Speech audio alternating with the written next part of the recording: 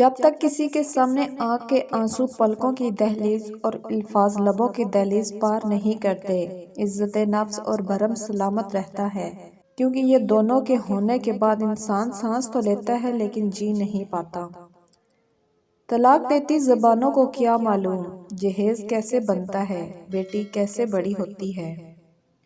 کسی شخص کی مدد کرنے کا سب سے آسان طریقہ یہ ہے کہ آپ اسے لفظوں کا تحفہ دیں، ایسے الفاظ کا تحفہ جس سے اس کا حوصلہ بڑھے۔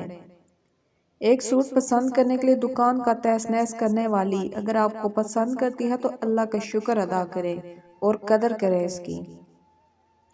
محبت میں دکھوں کی تقسیم متوازن نہیں ہوتی، یہ اس کے حصے میں زیادہ آتا ہے جسے محبت میں سب سے زیادہ محبت ملی ہو۔ کسی انسان سے اتنا ہی لگاؤ رکھیں جتنا آپ اس کی علیحدگی یا نفرت کا دکھ برداشت کر سکیں۔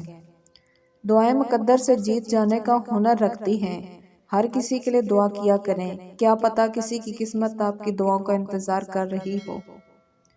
جب خدا کی مصلحتیں سمجھ میں آ جائیں نا تو دل ضد کرنا چھوڑ دیتے ہیں۔ بعض اوقات آپ کو ایسا فیصلہ لینا ہوتا ہے جو آپ کا دل توڑ دے لیکن روح کو شفا یاب کر دے۔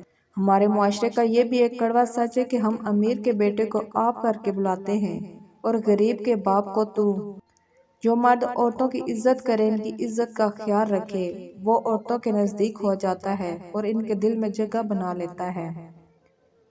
کالی بلی سے ڈرتے ہیں لوگ، افسوس اپنے کالے اعمال سے نہیں ڈرتے۔